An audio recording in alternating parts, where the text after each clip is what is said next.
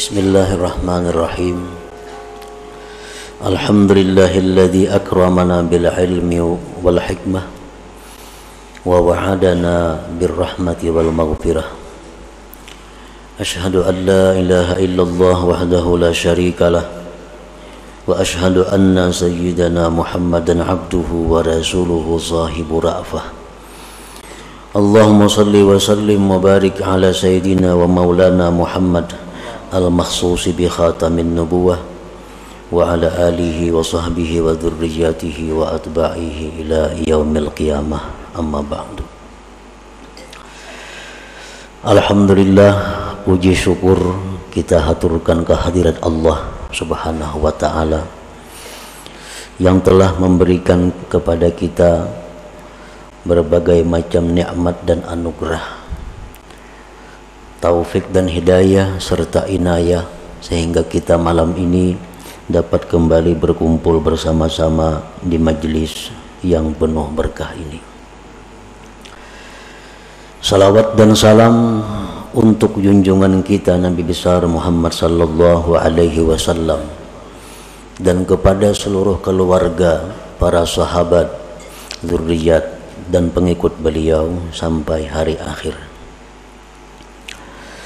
Para muhibbin rahimakumullah, al-hikmatul hadiyatu wal ishrun minal hikamil ataiyah.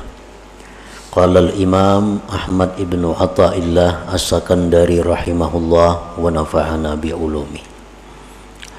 Hikmah yang ke-21 dari al-hikam.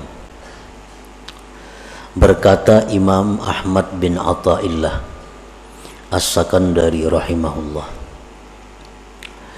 talabuka minhu ittihamun lahu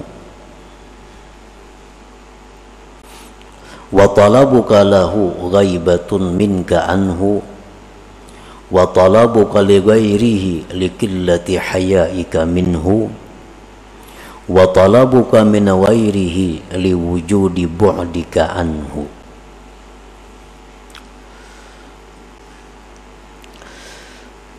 Makna atau terjemah daripada hikmah yang ke-21 ini adalah menuntut engkau daripada Allah merupakan kurangnya percaya bagi Allah, dan menuntut engkau bagi Allah merupakan ketidakhadiran engkau terhadap Allah, dan menuntut engkau bagi selain Allah karena kurangnya malu engkau daripada Allah, dan menuntut engkau dari selain Allah karena adanya jauh engkau daripada Allah. Nah, itulah terjemah daripada hikam atau hikmah yang ke-21 ini. Para muhibbin rahimakumullah, di dalam hikmah yang ke-21 ini ada 4 perkara. Ada 4 perkara yang disampaikan oleh beliau pengarang. Yang pertama adalah su'aluka minallah subhanahu ka'ayyarzukaka aw yansuraka aw yakfiyaka dalilun ala dha'fi thiqatika billah subhanahu li'annahu qad wa'adaka birrizqi wan nasri wal kifayah. Qala ta'ala Allahu alladhi khalaqakum thumma razaqakum wa kana haqqan alaina nasrul mu'minin alaysallahu bikafin abdah innallaha la yukhliful mi'ad.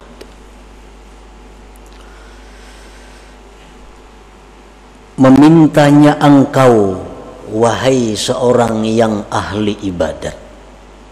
Ini tujuannya kepada orang-orang yang ahli ibadat. Yang dituju di sini, yang dikhitab di sini adalah orang-orang yang ahli ibadat, kepada Allah. Wahai orang yang ahli ibadat,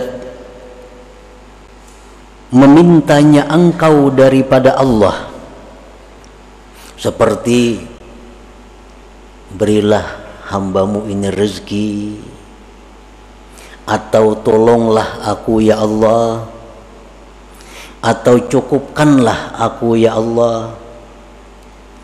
Nah, permintaan-permintaan itu kepada Allah itu menunjukkan lemahnya kepercayaan engkau kepada Allah, menunjukkan lemahnya kepercayaan kita kepada Allah. Kita minta kepada Allah, ya Allah, maksudnya kita ini adalah orang-orang yang ahli ibadah, orang-orang yang hidupnya lurus. Dia minta kepada Allah, luaskanlah rezeki, tolonglah menghadapi ini, cukupkanlah aku. Nah, kita minta itu kepada Allah, itu akibat daripada kurangnya percaya kita kepada Allah.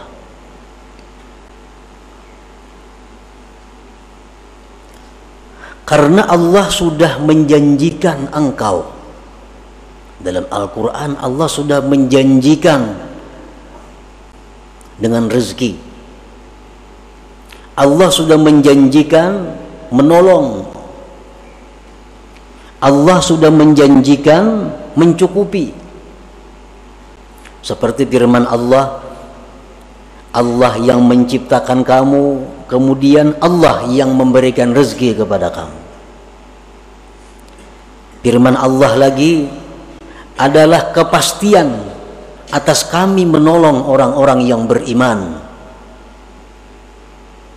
Allah berfirman lagi, apa tidakkah Allah itu mencukupi hamba-hambanya? Dan Allah itu tidak mau, tidak mungkin menyalahi janjinya.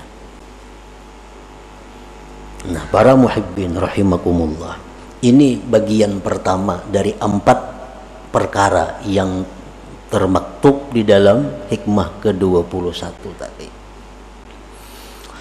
Umpamanya kita dijanjikan oleh seseorang, kaina ikam kubari ini, nama menjanji ini orang kuat, raja umpamanya, ujar raja, ikam kena kubari, ikam kena kutolong, ikam kucukupi. Itu janji raja. Kalau kita ini meminta kepada raja, raja tolong pak aku pang nah, beri ipang aku nah, itu menunjukkan bahwa kita ini kurang percaya dengan janji raja itu. Karena raja sudah berjanji menolong engkau, memberi rezeki kepada engkau, mencukupi engkau.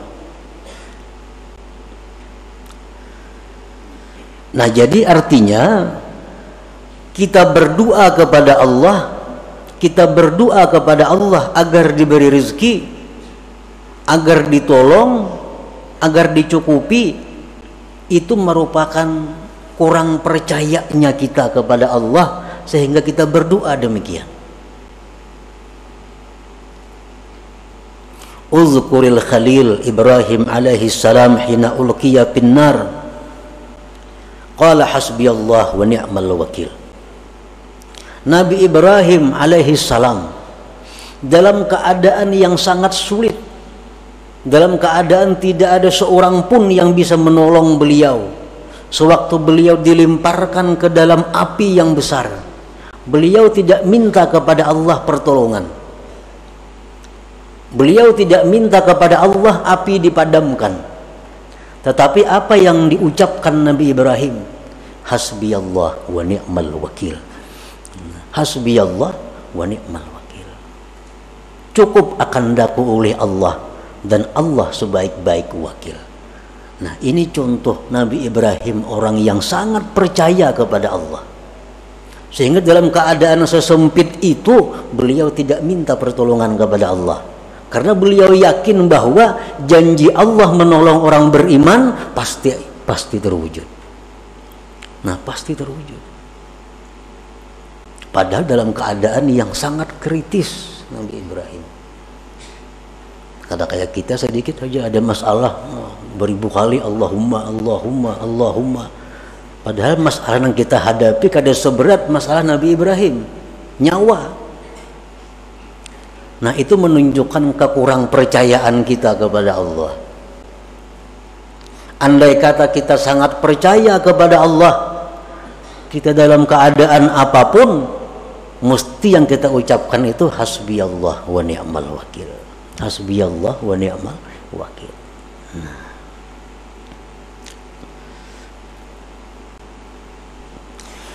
Wa fil haditsil qudsi, tersebut dalam hadis qudsi, man syaghalahu dzikri an mas'alati a'taituhu afdala ma u'tis sa'ilin. Allah berfirman, barang siapa yang disibukkan berzikir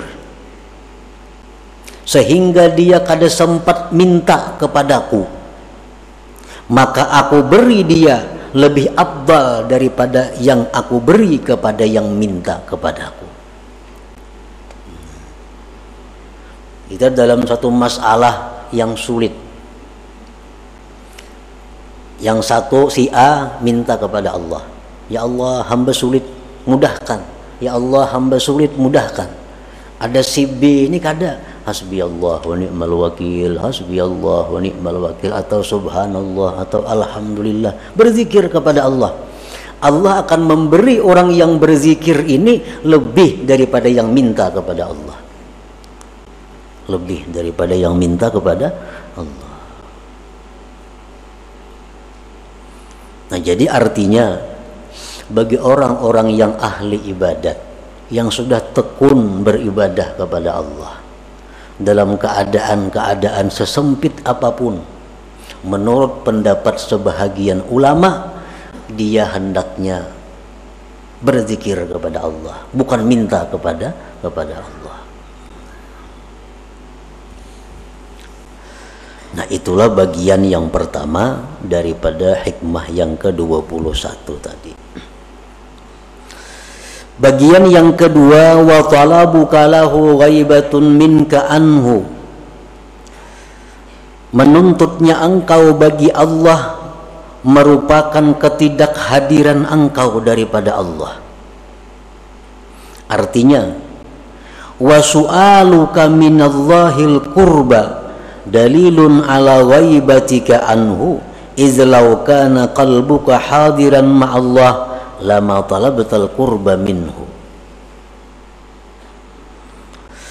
Engkau meminta kedekatan kepada Allah. Allahumma inni as'aluka al-qurba, ya Allah, aku minta aku ini dekat kepada engkau. Atau jadikanlah hambamu ini ya Allah golongan orang-orang yang dekat kepada engkau. Nah, permintaan kita seperti itu menunjukkan bahwa kita ini jauh dengan Allah, menunjukkan bahwa kita gaib daripada Allah. Karena andai kata Allah itu selalu hadir dalam hati kita, kita kada akan minta dekat, kita kada akan minta dekat.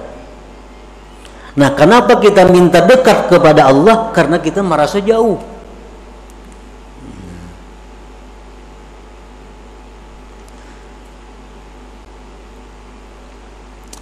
Izlau kana qalbuka hadiran ma'allah lama talabtal qurba minhu.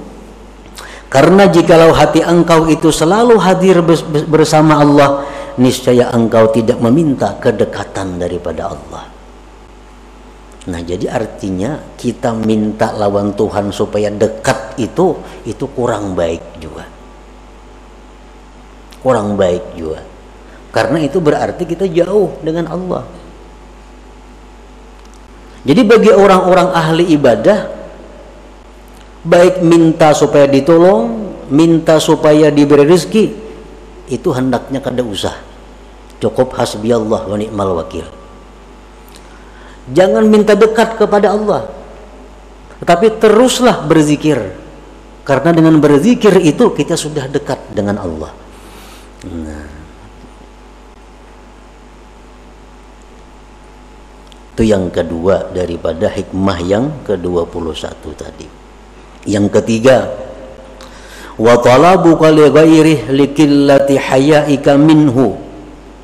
Artinya, wa su'aluka minallah ay yuqbilal khalqu alaik aw yusakhirahum laka dalilun ala qillati hayaika minhu wa su'i adabik kaman bi hadratil malik fasa'ala abidahu wa khadimah.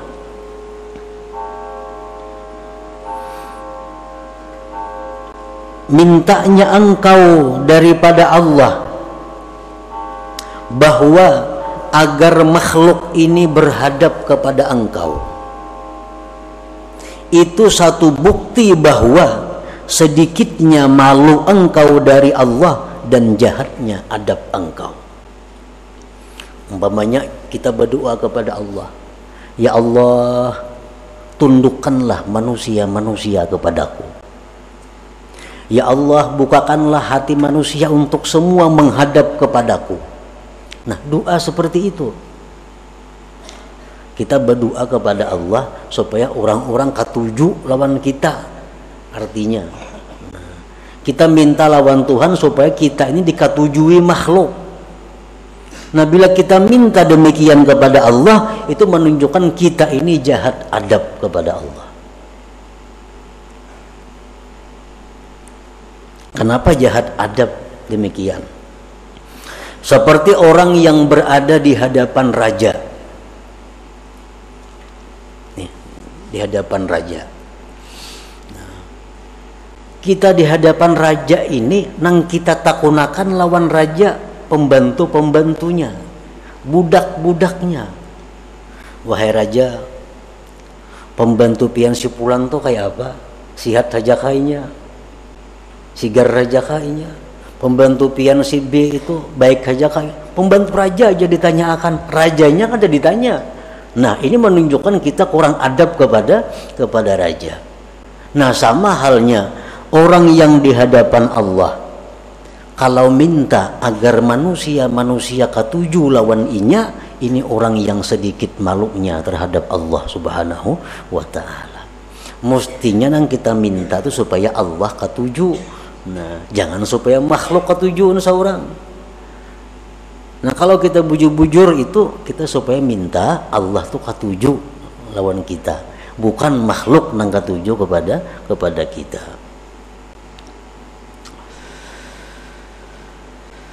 Nah, yang keempat, bagian yang keempat dari hikmah yang ke-21, wa talabuka min ghairihi liwujudi bu'dika anhu. Menuntutnya engkau dari selain Allah menunjukkan adanya jauh atau jahil engkau daripada Allah. Wa su'aluka min ghairihi ta'ala, mintanya engkau dari selain Allah, litatluba minhu syai'a, untuk kamu tuntut dari selain Allah sesuatu. Minta ubati lawan makhluk Allah, minta pertolongan lawan makhluk Allah, minta apapun kepada selain Allah. Auliyatma'inna bihi qalbuk, atau mencari ketentraman hati dengan selain Allah. Itu menunjukkan jahilnya engkau dan jauhnya engkau daripada Allah Subhanahu wa ta'ala. Orang yang mencari ketenangan batin dengan makhluk. Ada orang yang rasa tenang dengan memutar lagu. Putar lagu, nah tenang. Ini orang jahil kepada Allah. Ada orang yang merasa ketenangan hatinya bila mengisahkan masalahnya kepada makhluk, tenang hati. Ini orang jahil kepada Allah. Orang jahil kepada Allah. Mestinya Allah itu sudah cukup untuk dijadikan penentram hati. Allah sudah cukup tempat curahan hati kita. Nah, jadi kita hibak dada umpamanya, ini dikisahkan lawan orang tenang, nah berarti kita bodoh ngarannya.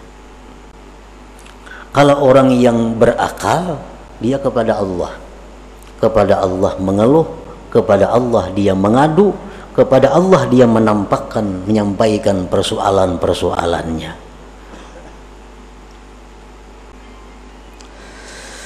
Wa su'aluka min ghairihi ta'ala litatluba minhu syai'an aw liyatma'inna bihi qalbuk dalilun ala jahlika wa bu'dika anillahi ta'ala. Nah, para muhibbin rahimakumullah. Jadi keempat perkara tadi semuanya adalah mazmum, itu dicela. Minta kepada Allah supaya ditolong, minta kepada Allah supaya diberi rezeki, minta kepada Allah supaya diluaskan rezeki, itu menunjukkan kekurang percayaan kita kepada janji Allah. Kan kada bagus nih tuh. Yang kedua, kita minta lawan Tuhan agar dekat, berarti kita nih jauh lawan Tuhan, padahal Tuhan tuh sangat dekat kepada kita. Salah juga minta itu. Yang ketiga, kita minta kepada Allah agar disukai oleh makhluk. Salah juga itu, tercela juga. Yang keempat, minta kepada selain Allah, itu pun dicela juga. Nah, itu rangkuman 4 perkara daripada hikmah yang ke-21 ini. Nah, para muhibbin rahimakumullah, kesimpulan daripada 4 perkara ini ada 2 macam. As-su'al wa du'aul madhmum min Allah Ta'ala idza kana taliban lil qismah idma qusima laka wasilun ilaik. Wa amma as-su'al wa du'a min Allah Ta'ala bikasdil ubudiyah wa izharil faqah fa ma'murun bih. Meminta, berdoa kepada Allah dengan doa-doa seperti tadi, itu dicela. Apabila yang berdoa ini menuntut jatah kepada Allah, nah, menuntut bagian daripada Allah, karena Allah sudah membagi. Setiap yang dibagikan Allah itu pasti sampai kepada kita, mau kada mau. Setiap yang Allah jatahkan untuk kita itu pasti sampai kepada kita. Paling-paling masalah waktu, dan waktu itu kada bisa dimaju dimundur. Kalau Allah sudah menetapkan kepada kita bahwa kita dapat rezeki yang besar tanggal 2 bulan 12, kayak apa aja kita berdoa, kada bisa maju dari itu. Nah, jadi berdoa itu dicela apabila waktu berdoa itu kita minta bagian kita kepada Allah. Nah, minta bagian kita kepada Allah. Adapun berdoa kepada Allah dengan tujuan ubudiyah, tujuan kehambaan, dan menampakkan kepakirannya, nah maka itu diperintah. Jadi kasat hati aja. Kalau kita berdoa kepada Allah, bukan minta jatah, kada ya Allah, hamba ini berdoa kepada Engkau hanya karena hamba ini fakir, hanya karena hamba ini menjunjung perintah Engkau untuk berdoa, maka hamba berdoa. Nah, itu disuruh. Nah, jadi artinya ada 2 pilihan. Boleh kita kada berdoa, hanya mengucap hasbi Allah dalam menghadapi masalah-masalah. Boleh juga kita berdoa, tapi tujuan berdoa itu bukan mencari bagian kepada Allah, tetapi hanya semata-mata menampakkan kepakiran kepada Allah, menjunjung perintah Allah. Contoh nang kada berdoa Nabi Ibrahim tadi. Contoh nang berdoa Nabi kita dalam perang Badar. Pasukan 313, musuh lebih 1000 dengan peralatan yang lengkap. Nah, Nabi kita di dalam khimah berdoa, Allahumma ahdaka wa wa'dak. Ya Allah, hamba menuntut janji Engkau bahwa engkau menolong orang-orang yang beriman.